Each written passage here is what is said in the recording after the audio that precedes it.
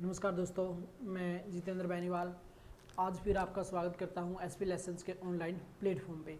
जैसा कि आपको पता है, हर संडे हम स्पेशल टॉपिक लेके आते हैं और आज जो स्पेशल टॉपिक है वो रहेगा मोहम्मद गोरी यानी कि गोरी वंश। हिस्ट्री का जो स्पेशल टॉपिक है वो हमारा तीसरा टॉपिक है। तो अब बात कर लेते हैं हम हिस्ट्री में हमने अभी तक किया क्या क्या है। तो हमने मोहम्मद बिन कासिम के बारे में पढ़ा, उसके बाद हमने मोहम्मद गजनवी के बारे में पढ़ा और आज जो टॉपिक पढ़ने वाले हैं वो पढ़ेंगे हम मोहम्मद गोरी का। तो मोहम्मद गोरी के बारे में डिस्कस करते हैं। तो मोहम्मद गोरी एक मुसलमान था जिसने भारत पे हमला किया था 1175 में। उसने पहला हमला किया था, पहले हमले में वो क्या रहा था, सफल रहा था। इसके अलावा अगर बात करें हमने और क्या पढ़ा है, तो इसके अलावा हम इंट्रोडक्शन पढ़ चुके हैं हिस्ट्री का और सिंधु घाटी सभ्यता को फिनिश कर चुके हैं। और आने वाली कल क्लास होती है जो हमारी वो रहेगी पॉलिटिकल की। तो पॉलिटिकल हम कल की क्लास में स्टार्ट कर देंगे। तो आज जो हमारी क्लास है वो रहने वाली है मोहम्मद गोरी के बारे में, यानी कि आज का जो हमारा टॉपिक रहेगा वो रहेगा गोरी वंश। तो बात करें हम गोरी वंश की, तो सबसे पहले तो आपके सामने क्वेश्चन एक ही आता है कि जो गौरी वंश है इसकी स्थापना किसने की। तो गौरी वंश की जो स्थापना की थी वो मोहम्मद गोरी के भाई गयासुद्दीन गोरी ने की थी। किसने की थी? गयासुद्दीन गोरी ने। अब इस पे बात कर लेते हैं, इसने गयासुद्दीन गोरी ने इस गौरी वंश की स्थापना कब की थी? तो इस गौरी वंश की स्थापना की थी 1173 में। तो 1173 में गयासुद्दीन गोरी ने गौरी वंश की स्थापना कर दी थी। और बात कर ले हम यहाँ पे, तो गजनी को हटा के, किसको? गजनी में कहाँ पे की थी? गजनी में। गजनी वंश को हटा दिया था गजनी से और गजनी पे अधिकार कर लिया था किसने? गौरी वंश ने। और गौरी वंश का शासक कौन रहा? गयासुद्दीन गोरी। इसके बाद बात कर लेते हैं हम गौरी वंश का वास्तविक संस्थापक कौन रहा। तो वास्तविक जो संस्थापक रहा वो है मोहम्मद गोरी। कौन है वो है मोहम्मद गोरी। तो अब यहाँ पे बात करते हैं हम इस मोहम्मद गोरी के बारे में। तो ये भारत पे कंटिन्यू हमले करेगा और हम हमलों में क्या है, मोहम्मद गोरी हारे बीगा और जीते बीगा। अब बात कर लेते हैं इसने हमले करने की योजना कैसे बनाई। तो इसने हमले करने की जो योजना बनाई थी, इसका एक गुलाम सेनापति है, उसका नाम क्या है? उसका नाम है बख्तियार खिलजी। क्या नाम है जिसका? उसका नाम है बख्तियार खिलजी। तो अब बात करें हम बख्तियार खिलजी की। जो ये बख्तियार खिलजी है ये कहाँ पे आता है? एक बार ये घूमने फिरने के लिए हमारे देश के अंदर क्या है, आता है। तो एक बार घूमने फिरने के लिए जब बख्तियार खिलजी भारत में आया हुआ था, तो उस टाइम की अगर हम बात कर लें, जिक्र करें, तो उस टाइम की घटना क्या थी? जब आके इसने पता लगाया कि भारत में क्या क्या चला हुआ है, तो इसको पता चला कि भारत पर मोहम्मद बिन कासिम ने हमला किया था, तो उसको कोई रोकने वाला नहीं मिला। उसके बाद मोहम्मद गजनवी आया, उसको भी कोई रोकने वाला नहीं मिला। तो मैं क्यों ना एक काम करता हूँ, अपने मालिक को लेके आता हूँ मोहम्मद गोरी को और भारत पे अटैक करवाता हूँ और यहाँ से क्या करूँगा, भरपूर मात्रा में धन दौलत लूट के लेके जाऊँगा। अभी तक देखो ये सारी चीज़ें कौन सोच रहा है? बख्तियार खिलजी सोचता है। अब बख्तियार खिलजी जैसे ही गजनी जाता है और गजनी जाके मोहम्मद गोरी को बताता है कि महाराज बात है ये आपने पता हो या ना हो, मैं आपको जानकारी में बता दूं कि हमारे पास में पड़ता है भारत और भारत पे बहुत सारे अटैक होते रहते हैं और भारत में कोई अच्छा शासक नहीं है, कोई अच्छा रूलर नहीं है। तो हम अगर वहाँ पे जाएं तो आराम से क्या कर सकते हैं, हम वहाँ पे धन दौलत लूट के लेके आ सकते हैं। तो अब मोहम्मद गोरी कुछ देर बैठता है, सोचता है, विचार करता है कि यार मैं क्या करूँ, जाऊँ या ना जाऊँ। लेकिन फिर अंत में निर्णय लेता है मोहम्मद गोरी कि चलो ठीक है, हम भारत से क्या करेंगे, धन तो लूटेंगे लेकिन लूट के यहाँ नहीं लेके आएंगे उस धन को। हम क्या करेंगे, हम भारत पे ही क्या करना स्टार्ट कर देंगे, भारत पे ही हम क्या करेंगे, राज करेंगे। तो भारत में क्या सोचा इन्होंने, सत्ता कायम करने की सोचता है। तो पहला वह मुसलमान जिसने पहली बार सोचा था भारत पे सत्ता कायम करने का विचार लाया था, वो कौन था? तो वो था मोहम्मद गोरी। तो इसने क्या किया था? इसने सोचा था कि मैं भारत से धन दौलत लूट के नहीं लेके आऊँगा, भारत पे क्या करूँगा, मैं अधिकार करूँगा और वहीं पर शासन चलाऊँगा। अब ये बात बोली किसने? मोहम्मद गोरी ने। यहीं पर बात खत्म नहीं होती। अब मोहम्मद गोरी क्या करेगा? गद्दी पे बैठा हुआ है गोरी वंश के, तो अब मोहम्मद गोरी ने योजना बना ली कि अब चलेंगे हम भारत पे। तो क्वेश्चन ये आता है कि वह पहला शासक कौन सा था जिसका भारत पे हमला करने का उद्देश्य क्या था? भारत में सत्ता कायम करना। तो इसके बाद की अगर हम बात करें, अब मोहम्मद गोरी है जो ये आता है भारत में, और टाइम अगर बात करें हम, टाइम कब का है? 1175 का। अब 1175 के अंदर जैसे ही मोहम्मद गोरी भारत आता है और आते ही अटैक कर देता है, कहाँ पे? वो जगह कौन सी है? वो जगह है मुल्तान। कौन सी जगह है वो? मुल्तान। तो मुल्तान पे अटैक कर देता है। मुल्तान की अब बात कर लें, मुल्तान पे इस टाइम पे जो शासन कर रहे हैं वो लोग कौन है, वो कहाँ के हैं? तो मुल्तान पे शासन करने वाले जो व्यक्ति हैं वो कहाँ के हैं जी? वो हैं गजनी के वंशज। कौन है? गजनी के वंशज। गजनी के वंशज यहाँ पर शासन चलाते हैं आराम से, ठीक है, कोई रोकने वाला नहीं था, क्योंकि भारत में अच्छी पावरफुल शासक नहीं हुए अभी तक। तो मुल्तान में शासन चलाए हुए हैं और पहली बार आके मोहम्मद गोरी अटैक कर देता है 1175 में। कहाँ पर? मुल्तान में। और जैसे ही ये मुल्तान पे अटैक करता है तो मोहम्मद गोरी की भारत में ये क्या रहती है? पहली जीत। तो मोहम्मद गोरी की भारत में पहली जीत कौन सी थी?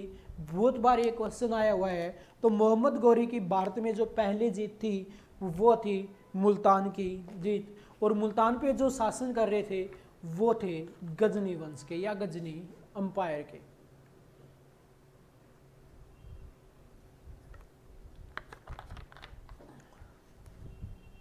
इसके बाद हम बात कर लेते हैं यहाँ पे तो इसने अधिकार कर लिया। तो अब ये क्या करता है? ये बढ़ता है जी आगे, और आगे बढ़ा। टाइम आ चुका है कौन सा? 1178 का। अब एक टाइम आया 1178 का। अब इसने योजना बना रखी कि भारत पे क्या करना है? अधिकार करना है। तो ये मुल्तान के रास्ते से आगे नहीं बढ़ता है, इसने स्टेप बाय स्टेप काम नहीं किया। इसने सोचा कि यार मैं कुछ नया करता हूं। तो ये नया क्या करता है? ये डायरेक्ट पहुंच जाता है कहां पे? तो ये डायरेक्ट पहुंचता है गुजरात पे। कहां पे डायरेक्ट पहुंचता है? ये पहुंचता है गुजरात में। और गुजरात में अगर हम बात करें शासक कौन है गुजरात का? तो शासक है भीमदेव द्वितीय। तो शासक कौन है यहाँ का? भीमदेव द्वितीय। तो भीमदेव सेकंड यहाँ पे रूल करता है, एक बड़ा ही अच्छा शासक है। इसको नहीं पता मोहम्मद गोरी को कि भारत पे अब इतने पावरफुल शासक हैं, तू जाएगा तुझे जाते ही क्या कर देंगे? हरा देंगे। तो यहाँ पे मोहम्मद गोरी क्या होता है? पराजित हो जाता है। बात करें यहाँ पे पराजित करता कौन है इसको? भीमदेव का एक भाई है, कौन? मूलराज प्रथम, जिसके साथ एक युद्ध होता है अहनलवाद का युद्ध।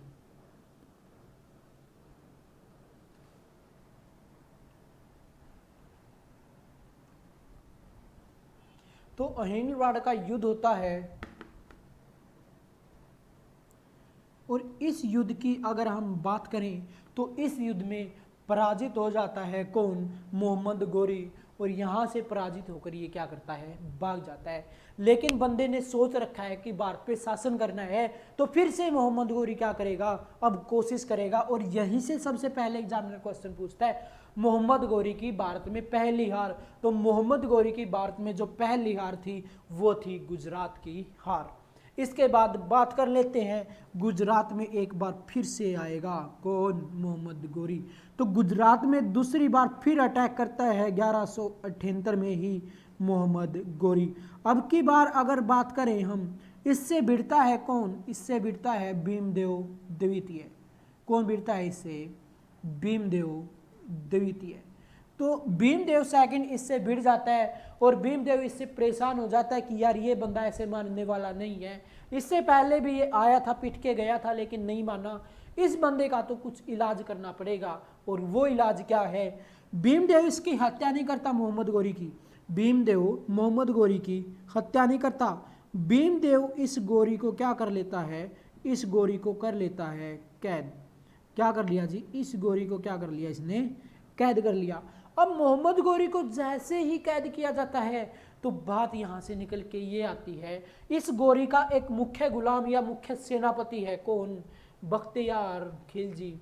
अब बख्तियार खिलजी की अगर हम बात कर लें तो बख्तियार खिलजी क्या करता है? ये हर रोज भीमदेव के पास जाता है और इससे माफी मांगता है कि महाराज हमसे हो गई गलती, मेरे से होगी गलती, मैंने इसको यहाँ से आने का वेतन दे दिया, आप ये करो अब की बार हमें माफ कर दो, उसके बाद कभी भी हम भारत की तरफ मुंह करके भी ना सोएं, हम कभी भी भारत में नहीं आएंगे। और यहाँ पे भीमदेव की अगर हम बात करें तो भीमदेव गलती कर देता है और 6 माह के बाद गलती क्या करता है?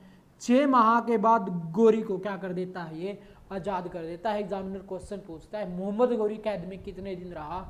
तो ये रहा था 6 माह।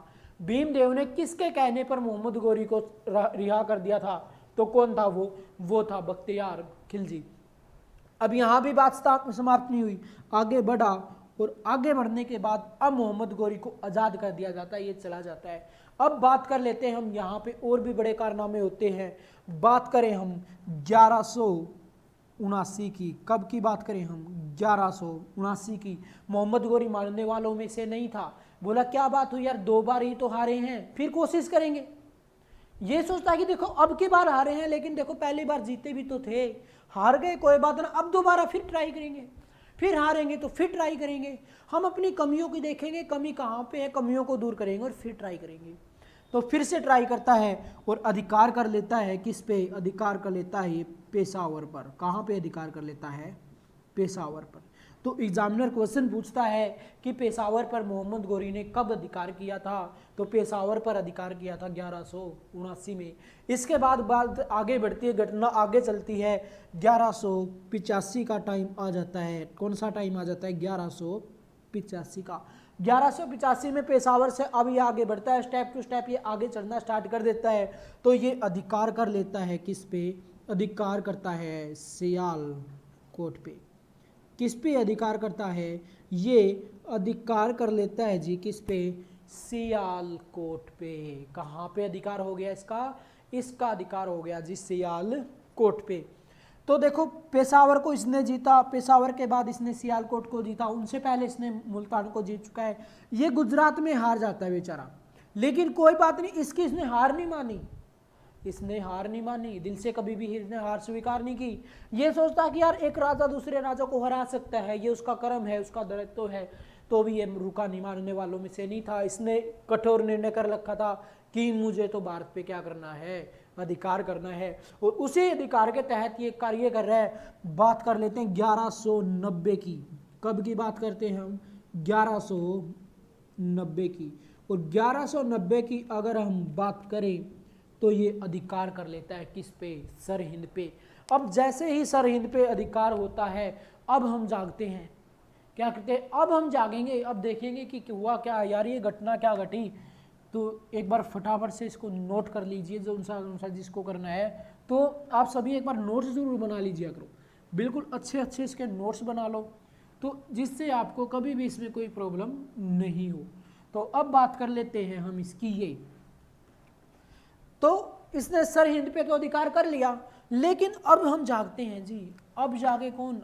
अब देखो बात कर लेते हैं हम यहाँ से। एक व्यक्ति है जिसका नाम क्या है?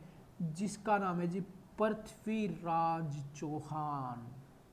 क्या नाम है? पृथ्वीराज चौहान। कौन से नंबर का है ये? पृथ्वीराज चौहान तृतीय। तो पृथ्वीराज चौहान तृतीय की अगर हम बात करें, अब ये बंदा जागता, इससे पहले इसको यह हुआ था, यहाँ पे देख लो भीमदेव भी नहीं जागा, बस भीमदेव कब जागा? जब ये गुजरात पे आया। तो अब पृथ्वीराज चौहान को लगने लगा कि ये बंदा सरहिंद पहुंच गया, ये बंदा सरहिंद पहुंच गया, ये बंदा कल को कोशिश करेगा दिल्ली आने की भी। तो बात कर लेते हैं, पृथ्वीराज चौहान अपनी सेना को लेकर निकल पड़ता है, किसको रोकने के लिए, मोहम्मद गोरी को रोकने के लिए। टाइम की बात कर लेते हैं हम यहाँ पे, तो टाइम भी जरूरी है। टाइम आ गया कौन सा, 1191 का। कौन सा टाइम है जी, ये टाइम है 1191 का। इस टाइम की हम बात करते हैं, तो मोहम्मद गोरी आ रहा है उस तरफ से, एक तरफ से कौन चल पड़ा, पृथ्वीराज चौहान चल पड़ा अपने घोड़े लेकर। तबड़क तू भागा चलता है और सोचता है कि अब मैं मोहम्मद गोरी को रोक दूंगा। लेकिन बात करें अब क्या है, देर होने वाली है। लेकिन देर होने वाली है, फिर भी मोहम्मद गोरी यहाँ पे क्या है, एक बार पराजित होने वाला है। और 1191 में एक युद्ध होता है, बड़ा ही फेमस युद्ध है। कौन सा युद्ध, तराइन का प्रथम युद्ध। कौन सा युद्ध है ये, तराइन का प्रथम युद्ध। तो तराइन का प्रथम युद्ध किस किस के बीच होता है, एक तरफ तो है मोहम्मद गोरी और एक तरफ कौन है, पृथ्वीराज चौहान। पृथ्वीराज चौहान तृतीय है जो यहाँ पे क्या हो जाता है, जीत जाता है। गोरी यहाँ पे क्या हो जाता है, गोरी यहाँ पे हो जाता है पराजित। तो एक बार फिर से गोरी को क्या करना पड़ता है, हार का सामना करना पड़ता है। अगर पूछे एग्जामिनर की गोरी की भारत में दूसरी हार कौन सी थी, तो दूसरी हार थी गोरी की कौन सी, तराइन का प्रथम युद्ध। अब बात कर लेते हैं, अगले ही साल फिर मोहम्मद गोरी जिम सिम मार के आता है, अच्छा दूध दाद पीता है, मेहनत करके आता है। टाइम आ गया अगले साल ही 1192 में, उसी मैदान में, कौन से मैदान में, तराइन के युद्ध मैदान में। और तराइन के मैदान में अब फिर एक युद्ध होने वाला है। वो युद्ध कौन सा है और किस नाम से जानते हम, तराइन का दूसरा युद्ध। कौन सा है ये, तराइन का दूसरा युद्ध। अब यहाँ पे देखें तो पलड़ा बारी किसका है, तो यहाँ पे बात कर लेते हैं। यहाँ पे विजित कौन हो जाता है, यहाँ पे विजित हो जाता है कौन, गोरी। और पराजित कौन हो जाता है, पृथ्वीराज चौहान। पृथ्वीराज चौहान यहाँ पे हार जाता है। देखो इतना बड़ा मालिक, सबसे पावरफुल कौन, पृथ्वीराज चौहान तृतीय है। लेकिन फिर भी तराइन के दूसरे युद्ध में क्या हो जाता है, ये पराजित हो जाता है। तराइन के दूसरे युद्ध में क्या हो जाता है, ये पराजित हो जाता है। तो अब यहाँ से कहानी क्या बनती है, अब क्वेश्चन ये बनते हैं, अब जो इसने सोचा था, किसने, मोहम्मद गोरी ने। मोहम्मद गोरी ने क्या सोचा था कि मैं अब क्या करूँगा, मैं अधिकार करूँगा किस पे, मैं अधिकार करूँगा जी, किस पे करूँगा मैं अधिकार करना चाहता हूँ पृथ्वीराज चौहान पे, सॉरी भारत पे।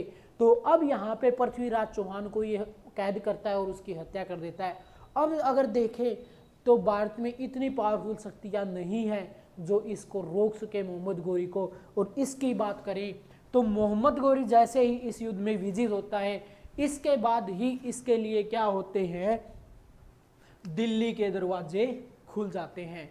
यहाँ पर ये विजित होता है और उसके साथ ही क्या है, दिल्ली के रास्ते खुल जाते हैं। तो बहुत बार क्वेश्चन रिपीट हुआ एसएससी में, किस युद्ध के बाद मोहम्मद गोरी के लिए दिल्ली के दरवाजे खुल गए थे, किस युद्ध में मोहम्मद गोरी के लिए भारत में घुसने के रास्ते खुल गए थे। तो अब भारत का जो सेंटर पॉइंट है, जो पावरफुल एरिया है, वो क्या है, दिल्ली है। अब दिल्ली जाने की अनुमति मिल गई किसको, मोहम्मद गोरी को। तो अब ये क्या करेगा, अब इसका जो कार्य होगा वो कहाँ पे अटैक करने वाला है।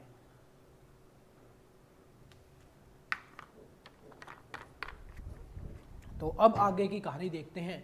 अब बात ये करते हैं, आपके माइंड में चल रहा होगा यार इतना पावरफुल व्यक्ति पृथ्वीराज चौहान, जगह जगह हम देखते हैं इसके पिलर मिलते हैं, हमें चर्चाएं सुनने को मिलती है पृथ्वीराज चौहान की। तो ऐसा क्यों, ये क्यों हार गया, किसके कारण हारा। अगर हारने की बात करें, पृथ्वीराज चौहान अगर हारा है ना, तो वो खुद की गलतियों की वजह से हारा है, किसी दूसरे का इसमें कोई रोल नहीं है। पृथ्वीराज चौहान ने गलतियां ऐसी कर दी जिनका खामियाजा उसको कैसे भुगतना पड़ा, भारत में मुसलमानों का आगमन करना पड़ा उसको। अगर वो गलतियां नहीं करता तो हो सकता है आज हम इतिहास कुछ और ही पढ़ते, हम इतिहास हिंदुओं के बारे में पढ़ते। लेकिन आज इसने क्या किया, पृथ्वीराज चौहान एक गलती करता है और उसी गलती की वजह से हमें इतना बड़ा खामियाजा भुगतना पड़ता है कि भारत पे जो शासन कर रहे थे हिंदू, उनका बिल्कुल जड़ से सफाया हो जाता है और अब नींव पड़ जाती है किसकी? मुस्लिम साम्राज्य की। मुस्लिम साम्राज्य पे हमले पहले भी हुए हैं, लेकिन टाइम पे क्या हुआ, उनको मजा भी चखा दिया जाता है। 1127 के युद्ध में, उसमें 25 में जब गजनी किसी से नहीं हारा, तो उस गजनी को हराया था किसने? जाटों ने। जाटों ने वहां पे उसको मजा चखाया था। बात कर ले, इसको भी जाट मजा चखाएंगे, लेकिन क्या अभी देर हो चुकी है। और ये देर किसने की है? पृथ्वीराज चौहान ने। उसकी छोटी छोटी कुछ गलतियां थी, जो छोटी मोटी, वो गलतियां धीरे धीरे क्या होती रही? बड़ी होती रही। और उन्हीं गलतियों की वजह से क्या होता है, यहाँ पे बात हो जाती है अब किसकी? मुसलमानों की। और आज वही गलतियां हमें दोहरानी पड़ रही हैं दोबारा से। आज हम पढ़ रहे हैं किसको? मुसलमानों को।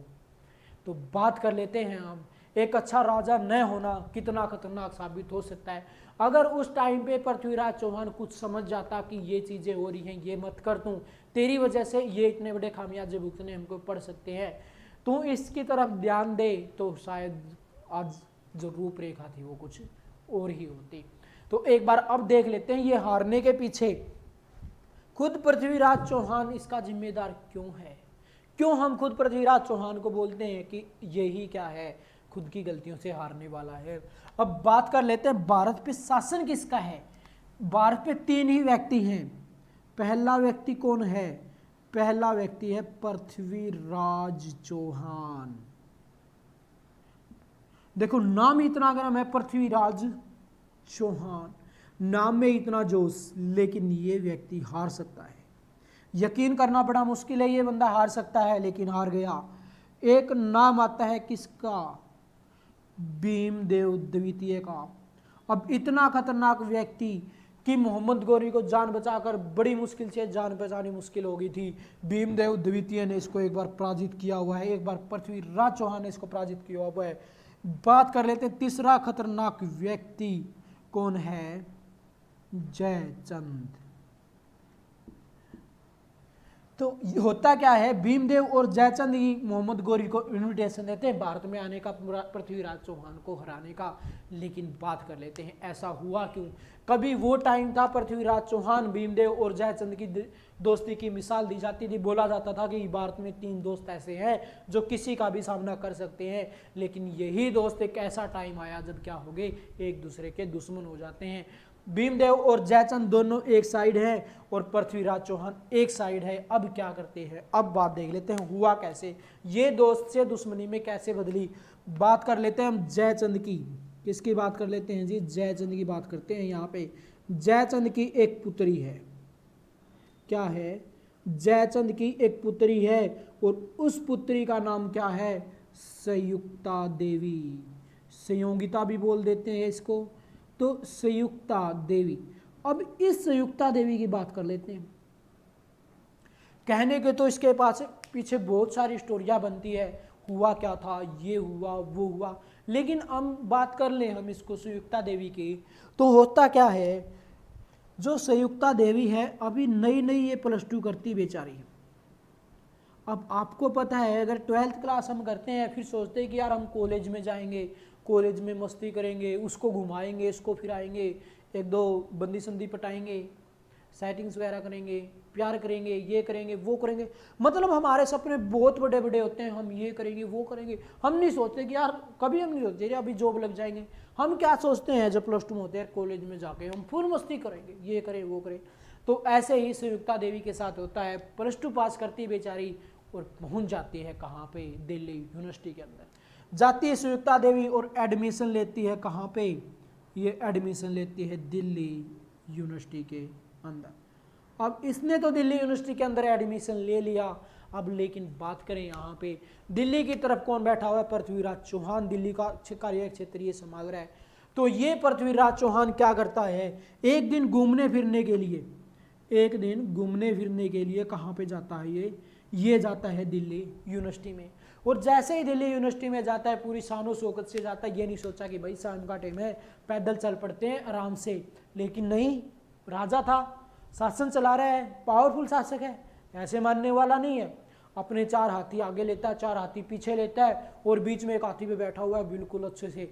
अब जाके जैसे यूनिवर्सिटी में एंटर करता है, देखते हैं कि यार ये बंदा बड़ा डेंजर है, बड़ा खतरनाक किस्म का बंदा है। पृथ्वीराज चौहान 6 फुट की हाइट है, अट्टा कट्टा नौजवान गबरू है और अब यहीं पे ये जो सारी हरकतें चल रही थी, हाथी वगैरह गए थे, तो इनको देख रही थी कौन? इनको देख रही थी जी सुयुक्ता देवी।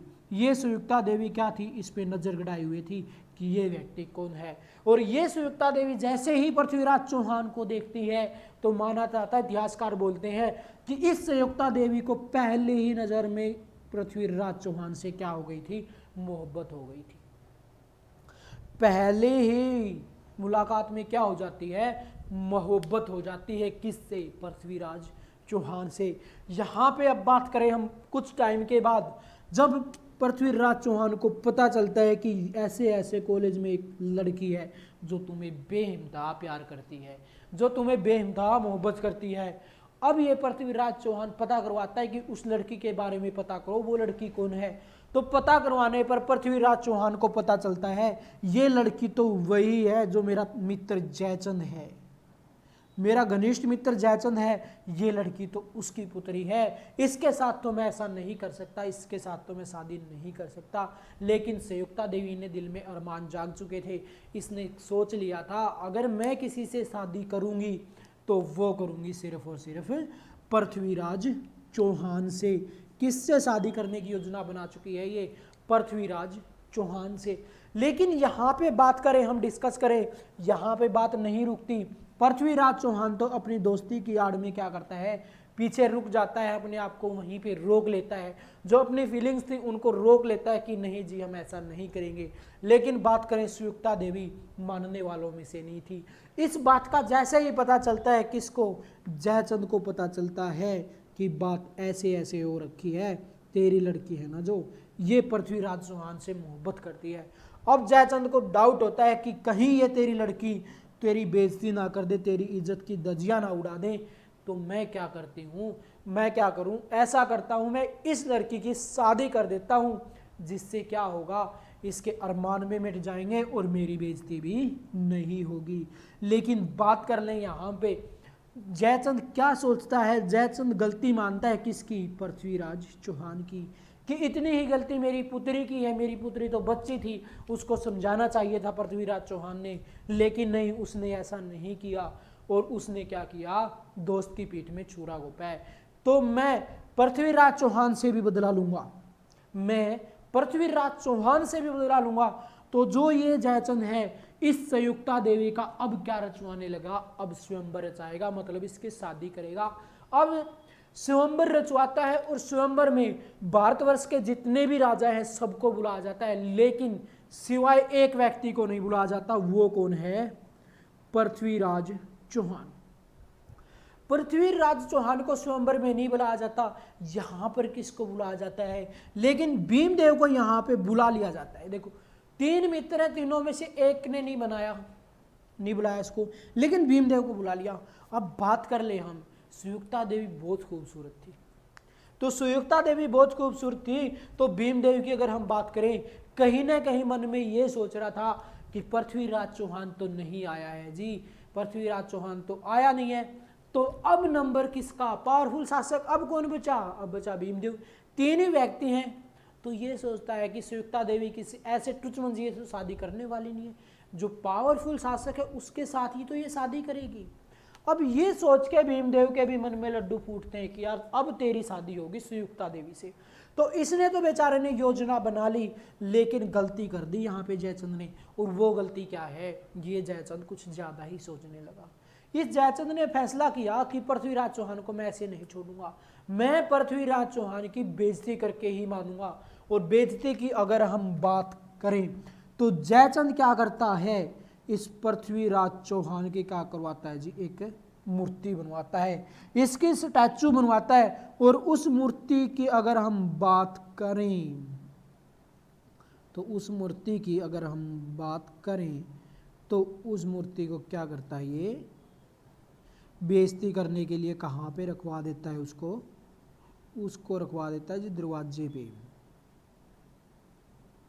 तो ये होगी इसकी मूर्ति। इस मूर्ति को कहाँ पे रखवा देता है? इसको रखवा देता है दरवाजे पे। अब दरवाजे पे क्यों रखवाया जी? बात ये भी तो सोचने वाली है। इस मूर्ति को गेट पे क्यों रखवाया?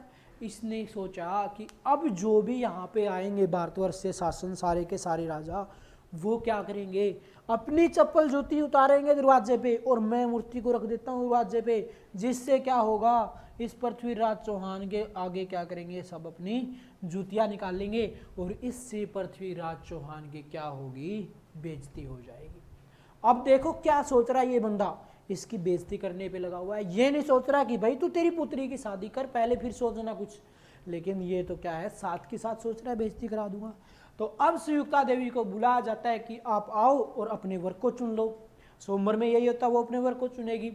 तो अब अपनी माला लेके आती है और संयुक्ता देवी इधर उधर नजरें घुमाती है, देखती है कि यहाँ पे कौन है। यहाँ पे देखती है कि भीमदेव तो है लेकिन पृथ्वीराज चौहान नहीं है। अब संयुक्ता देवी इधर उधर नजरें घुमाती है और एकदम चल पड़ती है अपनी माला उठा के और अपनी वरमाला कहाँ पे डाल देती है, ये डाल देती है जी इसके गले में। किसके गले में डाल देती है, पृथ्वीराज चौहान के गले में। तो पृथ्वीराज चौहान की मूर्ति से शादी कर लेती है कौन, संयुक्ता देवी। तो अब इन दोनों की शादी हो जाती है, कहीं ना कहीं दिलों में अपना मान चुकी थी। तो दिल के मंदिर में कौन था, पृथ्वीराज चौहान, और उससे मूर्ति से ही शादी कर ली। इतनी मोहब्बत, माना जाता कि इतनी तगड़ी मोहब्बत थी उससे कि उसकी मूर्ति मिली, मूर्ति से ही शादी कर ली। बिल्कुल प्यार में पागल हो चुकी थी, इतनी ज्यादा मोहब्बत, हद से ज्यादा मोहब्बत उसने की। इस बात का जब पता चला किसको, पृथ्वीराज चौहान को। अब पृथ्वीराज चौहान से भी रहा नहीं गया, पृथ्वीराज चौहान से भी रहा नहीं गया। इसने सोचा कि भाई तेरी बेइज्जती तो हो चुकी है, दोस्ती तो तेरी टूट चुकी है जब उसने स्वयंवर में ही नहीं बुलाया और तेरी बेइज्जती करने के लिए उसने ये किया है। दोस्ती तो अब टूट रखी है, दोस्ती तो रही नहीं। तो अब मैं क्यों दोस्ती भी गुआ दूं और प्यार भी गुआ दूं, ये मुझे मंजूर नहीं। तो अब दोस्ती तो गई जो गई, अब मैं अपने प्यार को नहीं जाने दूंगा। तो यहाँ पे पृथ्वीराज चौहान अपनी सेना लेता है और बढ़ जाता है किसकी तरफ, जयचंद की तरफ, और वहां पे जाता है। और वहां से बात करें संयुक्ता देवी की, तो संयुक्ता देवी को उठाता है और उठा के कहां पे लेके आता है, ये लेके आता है दिल्ली में। जयचंद के साथ युद्ध होता है, लेकिन उस युद्ध में जयचंद पराजित हो जाता है और पराजित करके पृथ्वीराज चौहान संयुक्ता देवी को दिल्ली ले आता है। और दिल्ली आने के बाद दोबारा इस संयुक्ता देवी के साथ शादी करता है। अब हर जगह चर्चे चले हुए हैं पृथ्वीराज चौहान और संयुक्ता देवी की मोहब्बत के, कि ये बहुत तगड़ी मोहब्बत है इनकी, ये है वो है। तो अब आराम से चला हुआ है, ये अपनी मस्ती में लगे हुए। पृथ्वीराज चौहान अब सब कुछ छोड़ देता है, इसने कभी सेना की तरफ ध्यान नहीं दिया। अब ये सारा का सारा टाइम अपना कहाँ पे स्पेंड करता है, ये सारा का सारा टाइम अपना स्पेंड करने लगा अब कहाँ पे, संयुक्ता देवी के साथ। तो जैसे ही ये टाइम स्पेंड करने लगा तो इसके साथ होता क्या है, घटना क्या घटती है वो देख लीजिए। धीरे धीरे क्या है, सेना भी कमजोर होने लगी। इतनी ही तरफ दूसरी तरफ योजना क्या बनी, अब बात कर लेते हैं। यहाँ पे भीमदेव भी बैठा हुआ था, भीमदेव भी यहाँ पे बैठा है। तो अब भीमदेव सोचता है कि भाई चलो संयुक्ता देवी तो गई, चलो गई, अब इसका भी बेचारे का दिल टूट जाता है। लेकिन ये वो बोलते हैं ना, दिल पे पत्थर रखने वाली बात, वो कर लेता है भीमदेव। कुछ बोलता नहीं बेचारा, सब्र का घूंट पी जाता है, अब कुछ बोलता नहीं। तो भीमदेव भी एक बार क्या करता है, ये जो भीमदेव है ये एक बार घूमने फिरने के लिए जाता है। कहाँ पे, ये जाता है जी पंजाब में। पंजाब में घूमने फिरने के लिए जाता है। और इसके अगर बात करें, वहां पे घूमते फिरते क्या होती है, इसको एक लड़की पसंद आ जाती है। क्या आती है इसको, एक लड़की पसंद आ जाती है जी। घूम रहा है फिर रहा है आराम से, कौन पसंद आ गई, एक लड़की पसंद आ गई जी।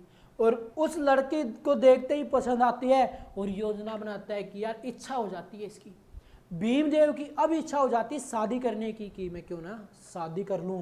तो इच्छा हुई भीमदेव की। तो इस लड़की का नाम क्या है, इच्छा से ही बन गया इच्छनी। क्या बन गया, इच्छनी। तो ये जो इच्छनी है, अब यहाँ पे देखो क्या आगे उखलाती है। अब इच्छनी के पास ये जाता है जी, क्या करने के लिए, शादी का प्रस्ताव रख के आता है। इच्छनी को बोलता है कि देखो जी, आप मुझे पहले ही नज़र में पसंद आ गए, मुझे आपसे मोहब्बत हो गई है, मैं तो आपसे शादी करना चाहता हूँ। लेकिन बात करें, ये जो इच्छनी है ना, ये कर देती है जी मना। ये मना कर देती है, भीमदेव का दिल टूट जाती है। मना क्यों करती है, क्या बोलती है, सुनो ध्यान से। ये बोलती है कि जी देखो, मैंने तो मन ही मन अपना पति परमेश्वर मान लिया है। किसको, पृथ्वीराज चौहान को। किसको मान लिया जी, पृथ्वीराज चौहान को। अब यहां पे बात कर ले हम, पृथ्वीराज चौहान को मनी मन सब कुछ मानने लगी कौन, इच्छनी जी। अब इच्छनी के साथ शादी करने का प्रपोजल भीमदेव का भी क्या हो जाता है, अस्वीकार हो जाता है। और अब भीमदेव के मन में एक ही चीज आती है कि यार मैंने पहले शादी करने की सोची, वहां मेरी शादी नहीं हुई, चलो कोई नहीं, वो एडजस्ट कर लिया मैंने। अब मैंने शादी करने की सोची, अब फिर पृथ्वीराज चौहान मेरे बीच में आ रहा है, यार मैं इस पृथ्वीराज चौहान का क्या करूं जो ये बीच से निकल जाए। तो अब ये योजना बनाता है और जाके मिलता है किससे, जयचंद से। बोलता है कि जयचंद भाई, पृथ्वीराज चौहान ने तेरे साथ भी दगा किया और मेरे साथ भी दगा किया, वो मेरी भी शादी नहीं होने देता और तेरी बहन, तेरी पुत्री को भगा के लेके गया। क्यों ना हम अब बदला ले पृथ्वीराज चौहान से। लेकिन बात कर लें, पृथ्वीराज चौहान और जयचंद दोनों अगर एक साथ होके भी इसका हमला करते तो दोनों क्या हो जाएंगे, पराजित हो जाएंगे। दोनों के बस की बात नहीं है इसको हराना। तो अब दोनों सोचते हैं कि क्यों ना हम ऐसा काम करते हैं, किसी व्यक्ति को लेके आते हैं और वो व्यक्ति पृथ्वीराज चौहान को हराता है और बदले में हम उसको कुछ दे देंगे। तो इनको चेहरा सामने आता है किसका, मोहम्मद गोरी का। इनको बंदा याद आया, कौन, मोहम्मद गोरी का, जो 1191 के तराइन के प्रथम युद्ध में क्या हुआ था, पराजित हुआ था। तो अब बात कर लेते हैं उस टाइम की। अगर बात करें तो पृथ्वीराज चौहान, भीमचंद और जयचंद, इन तीनों ने मिलकर सामना किया था किसका, मोहम्मद गोरी का। तो मिलकर सामना किया मोहम्मद गोरी का। लेकिन अब की बार क्या है, ये दोनों विश्वासघात कर रहे हैं। दोनों किससे जाके मिले हैं, मोहम्मद गोरी से। अब चलो देखो, मान लेते हैं पृथ्वीराज चौहान ने गलती की है, लेकिन गलती की है, चलो ठीक है, इसकी सजा इसको दे दो। लेकिन सजा किसके, क्या कैसे मिले हमें, भारत को मुसलमानों को अधिकार में दिला दिया। अब इससे बदला लेने के लिए इन दो विश्वासघातियों ने क्या कर दिया, मोहम्मद गोरी को भारत बुला दिया कि भाई तू आजा, मोहम्मद पृथ्वीराज चौहान को हरा दे, हम तुम्हारे साथ हैं। क्या है, हम तुम्हारे साथ हैं। तो अब मोहम्मद गोरी इनकी बात मान लेता और 1192 में तराइन के मैदान में अपनी सेना लेकर पहुंच जाता है। लेकिन यहाँ पे क्या है, कुछ चक्कर ही उल्ट हो जाते हैं, घटना ही बदल जाती हैं। वो घटना कैसे बदलती हैं, जो भीमदेव और जयचंद है, ये मोहम्मद गोरी की सहायता के लिए पहुंचते ही नहीं है। अब ये सहायता के लिए नहीं गए तो मोहम्मद गोरी सोचता है भाई अब की बार तुझे पृथ्वीराज चौहान छोड़ने वाला नहीं है। तो जैसे ही पृथ्वीराज चौहान अपनी सेना लेकर पहुंचता है तो मोहम्मद गोरी बोलता है कि जी देखो, हमारे नवरात्रे जो भी बोलते हैं उनको, नमाज वगैरह वो स्टार्ट हो गई हैं और हमारी जो नमाज चलने वाली हैं वो चलेंगे जी 1 महीना, और 1 महीना हम हथियार शस्त्र नहीं उठा सकते। अब पृथ्वीराज चौहान बोलता है कि चलो भाई, इनके यहाँ का रिवाज है, संस्कृति है, इनकी संस्कृति को हम ठेस नहीं पहुंचाएंगे। और मोहम्मद गोरी को बोलता है कि भाई ठीक है, मैं तुझे देखो मारूंगा, आपकी बात छोड़ने वाला नहीं हूं। चलो ठीक है, तूने 1 महीने का टाइम मांगा है तो मैं तुझे 1 महीने के बाद मार दूंगा। देखो कॉन्फिडेंस देखो बंदे में कितना है, सोचा ही नहीं था कि तू हारने वाला है, इसको पता ही नहीं था ये भी काम होने हैं। तो अब ये पृथ्वीराज चौहान सोचता है कि भाई अभी 1-2 दिन लगा के तो हम यहाँ आए हैं, सेना को लेके आए हैं, साथ में राशन पानी लेके आए हैं। अगर हम अब 1 महीने के बाद फिर आएंगे तो उसमें खर्च ही खर्च बढ़ेगा, आना जाना कुछ है नहीं। हम ये करते हैं 1 महीना यहीं पे रहते हैं। क्या करते हैं भाई, 1 महीना यहीं पे रहते हैं और 1 महीने के बाद फिर युद्ध करेंगे। तो अब पृथ्वीराज चौहान यहाँ पे रहता है। अब अकेले का जी लागने वाला तो है नहीं, मन तो लगेगा नहीं बेचारे का, मन तो कहाँ है, दिल तो संयुक्ता के पास है। तो संयुक्ता देवी को भी तराइन के मैदान में बुला लिया जाता है कि महारानी आप यहाँ पे आ जाओ, 1 महीना मैं अब आपके साथ ही रहूंगा, 1 महीना युद्ध तो होना नहीं है। तो अब माना जाता है, इतिहासकार कहते हैं कि जो संयुक्ता देवी थी उसको यहाँ पे बुलाया जाता है। अब यहाँ पे संयुक्ता देवी को बुला लिया जाता है और उसके बाद की कहानी क्या बनती है, संयुक्ता देवी और पृथ्वीराज चौहान अपने तंबू में रहते हैं जी। सुबह जाते हैं और पता नहीं किस टाइम निकलते हैं, तो सारा का सारा टाइम एक साथ स्पेंड करते हैं। उनको कोई टेंशन नहीं है कि तुम कहाँ पे बैठे हो। अब सारी सेना भी आज़ाद है, क्यों, क्योंकि पृथ्वीराज चौहान तो कुछ संभाल ही नहीं रहा, कुछ देख ही नहीं रहा। तो सेना भी अपनी मस्ती में है, खा रहे हैं, पी रहे हैं, सोच रहे हैं, सभी 1 महीने के लिए फ्री हैं। लेकिन जैसे ही गोरी को लगता है कि अब मौका है इन पे अटैक करने का, अब ये नशे में धुत हो चुके हैं, अब अगर हमें इस पे अटैक कर दूं तो मैं आसानी से इनको पराजित कर सकता हूं। अब ये यहाँ पे सोचा गोरी ने, और जैसे ही ये नशे में धुत होते हैं, जब स्वभाव में और उसमें लीन है, तो यहाँ पे क्या करता है मोहम्मद गोरी अटैक कर देता है पृथ्वीराज चौहान पे, और तराइन के द्वितीय युद्ध में पृथ्वीराज चौहान को पराजित करता है, उसको कैद करता है, और कैद के बाद उसकी कर देता है हत्या। तो यहाँ पे पृथ्वीराज चौहान इसी टाइम मार दिया जाता है। लेकिन इसका जो राजकीय कवि है, कौन, एक बुक है वो पृथ्वीराज रासो, किसने लिखी थी, चंद्रा बरदाई ने। वो कहता है कि ऐसा कुछ नहीं है, ऐसा कुछ नहीं है, जो पृथ्वीराज चौहान है इसने ही मोहम्मद गोरी की हत्या की है। और कुछ साल पहले एपिसोड आया था पृथ्वीराज चौहान, उसमें भी यही दिखाया गया था कि पृथ्वीराज चौहान ने हत्या कर दी थी किसकी, मोहम्मद गोरी की। यूट्यूब पे वीडियो मिल जाएगी, आप देखना, यूट्यूब पे सर्च करना पृथ्वीराज चौहान, उसमें एक वीडियो मिलती है, एक सॉन्ग्स में। ये जो चंद्रा बरदाई है, ये गोरी के पास जाता है कि मेरे पास एक ऐसा बंदा है जो क्या कर सकता है, जहाँ से आवाज़ आएगी उसकी तरफ ही क्या कर देगा, तीर को उसको वहीं पे मार देगा। तो फिर क्या होता है, एक बकरे को खड़ा किया जाता है, वहाँ पे वो एक साइड क्या करता है, कुछ वो चिंगारी मारता वगैरह, और यहाँ पे पृथ्वी वो जो चंद्रा बरदाई है वो कुछ सॉन्ग गाता है, और उसी सॉन्ग की आवाज़ सुनकर जो गोरी है उसको कुछ कहता है, और जैसे ही गोरी बोलता है गोरी को तीर मार दिया जाता है और गोरी मर जाता है, जो बिल्कुल सरासरी फेक है, ऐसा कुछ नहीं है। पृथ्वीराज चौहान को वहीं मार दिया गया था। गोरी इतनी बड़ी गलती कभी नहीं कर सकता कि पृथ्वीराज चौहान को जीवित छोड़ दिया जाए। पृथ्वीराज चौहान क्या गोरी को किसी को भी जीवित नहीं छोड़ता था, जो उसके रास्ते में आता था सबको फिनिश करते चलता था, किसी से अपने सिद्धांत स्वीकार नहीं करवाता था, डायरेक्ट एक ही काम था, मौत के घाट उतारना। तो अब बात कर लेते हैं 1193 में, 1193 में जो पृथ्वीराज है, वो सॉरी मोहम्मद गोरी है, ये दिल्ली को क्या बनाता है, अपनी राजधानी बनाता है। अब दिल्ली के दरवाजे खुल गए जी युद्ध के बाद, और दिल्ली को बनाया अपनी राजधानी। बात कर लेते हैं 1194 में, विश्वासघातियों से भी तो बदला लेना है। विश्वासघाती कौन है, जयचंद। कौन है विश्वासघाती, जयचंद। इस जयचंद की भी तो हत्या करनी है। तो अब एक युद्ध होता है, बड़ा फेमस युद्ध है, चंदावर का युद्ध। कौन सा युद्ध है जी, चंदावर का युद्ध। ये चंदावर का युद्ध किस किस के बीच होता है, नया किरदार मार्केट में आ गया, कुतुबुद्दीन ऐबक और पर उसके जयचंद के बीच। तो इस युद्ध में जयचंद क्या होता है, जयचंद इसमें मारा जाता है, और यहाँ पे कुतुबुद्दीन ऐबक विजित होता है। कुतुबुद्दीन ऐबक कौन है, मोहम्मद गोरी का दूसरा सेनापति, मोहम्मद गोरी का गुलाम सेनापति, जो आगे चलकर कुतुबुद्दीन ऐबक की क्या करेगा, दिल्ली सल्तनत की क्या करेगा, ये स्थापना कर देगा। तो अब जयचंद को मार दिया, अब बचा कौन, अब बचा भीमदेव द्वितीय। अब बात कर लेते हैं, इस बात का पता चलता है बख्तियार खिलजी को। बख्तियार खिलजी जब मोहम्मद गोरी दोबारा से भारत पे 1192 में आया था, तो जब मोहम्मद गोरी को मना कर दिया था बख्तियार खिलजी ने कि नहीं जी महाराज, मैं आपके साथ नहीं जाऊंगा, आपको तो मरना है, आप मुझे भी मरवा दोगे।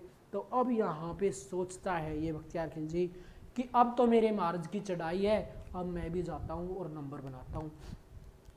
तो माना जाता है 1198 में बख्तियार खिलजी क्या करता है, कमबैक करता है। क्या करता है, बख्तियार खिलजी कमबैक। पीछे एक मूवी आई थी जिसमें नाम क्या, कौन सी थी, सलमान खान की, टाइगर अभी जिंदा है। ऐसे ही नारे लगाता हुआ आता है कि टाइगर अभी जिंदा है, और बख्तियार खिलजी एंटर करता है, और एंटर करते ही सबसे पहले बात करें पाकिस्तान की तरफ से आता है। और पाकिस्तान में एक विश्वविद्यालय था, कौन सा, विश्वविद्यालय तक्षशिला। कौन सा विश्वविद्यालय था जी, विश्वविद्यालय था तक्षशिला। और तक्षशिला को क्या करता था, ये नष्ट करता हुआ किसकी तरफ बढ़ता है, भारत की तरफ ये बढ़ता है। तो अब यहाँ पे बात कर लें, ये भारत की तरफ बढ़ता है। तक्षशिला को क्या किया, नष्ट कर दिया। तक्षशिला को नष्ट करने वाला एकमात्र शासक कौन था बख्तियार खिलजी। इसके बाद बात करें, आगे बढ़ता है गुजरात की तरफ। कहाँ पे जाता है जी, ये जाता है गुजरात में। तो गुजरात में जैसे ही पहुंचता है, और गुजरात में एक शासक है कौन, भीमदेव द्वितीय। कौन है, भीमदेव द्वितीय। और भीमदेव द्वितीय की क्या कर देता है, ये हत्या कर देता है। अब आगे बढ़ता है, ये किसकी तरफ पहुंचा, बिहार। और बिहार में एक विश्वविद्यालय है, कौन सा, नालंदा विश्वविद्यालय। नालंदा विश्वविद्यालय में जाता है और नालंदा विश्वविद्यालय को क्या कर देता है, ये नष्ट कर देता है जी। नालंदा विश्वविद्यालय को क्या कर देता है, नष्ट कर देता है। कौन, बख्तियार खिलजी। को बहुत बार क्वेश्चन रिपीट हुआ है, तक्षशिला को नष्ट किसने किया, नालंदा विश्वविद्यालय को नष्ट किसने किया, तो किसने किया है, बख्तियार खिलजी ने, मोहम्मद गोरी का सेनापति। इसके बाद की अगर हम बात करें तो सारे विश्वासघातियों का अंत कर दिया मोहम्मद गोरी के सेनापतियों ने, गुलामों ने। अब मोहम्मद गोरी कुछ टाइम भारत में बिताता है और फिर बोलता है कि नहीं जी, मैं तो अपने देश जा रहा हूं, आप संभालो भारत को। और भारत की कमाल किसके हवाले छोड़ देगा, बख्तियार खिलजी और कुतुबुद्दीन ऐबक। लेकिन क्वेश्चन आता है, मोहम्मद गोरी का भारत में लास्ट अभियान कौन सा था, तो लास्ट अभियान था कौन सा जी, ये लास्ट अभियान था 1205 का, खोखर जाति के विरुद्ध।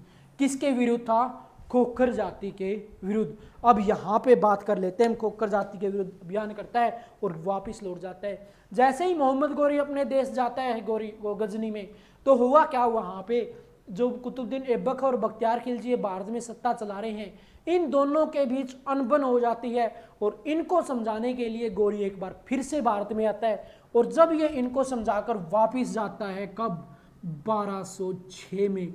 वापिस जाते वक्त पंजाब के जाटों के द्वारा क्या कर दी जाती है, इसकी हत्या कर दी जाती है।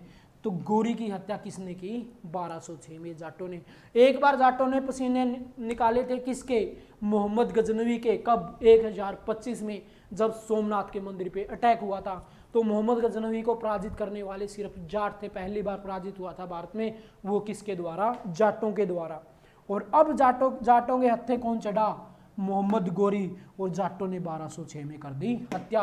अब कुतुबुद्दीन ऐबक क्या करता है, बख्तियार खिलजी के साथ क्या करेगा, किस प्रकार से दिल्ली सल्तनत की स्थापना होती है 1206 में, और किस प्रकार से 1526 में दिल्ली सल्तनत समाप्त हो जाती है, और कुतुबुद्दीन ऐबक के आरंभिक कार्य क्या क्या रहते हैं, वो पढ़ेंगे हम नेक्स्ट सेशन में। फिर से लेके आते हैं हम आपके साथ बहुत ही जल्द एक स्पेशल क्लास रहती है हमारी।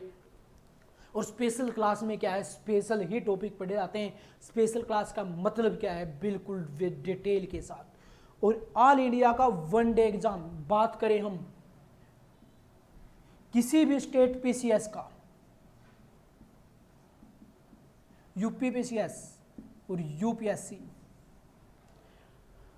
नेट, जेआरएफ, कोई भी टीचिंग एग्जाम, तो मैं दावे के साथ कह सकता हूं कि यहां से जो भी क्वेश्चन आएगा आपका एक भी रहने वाला नहीं है।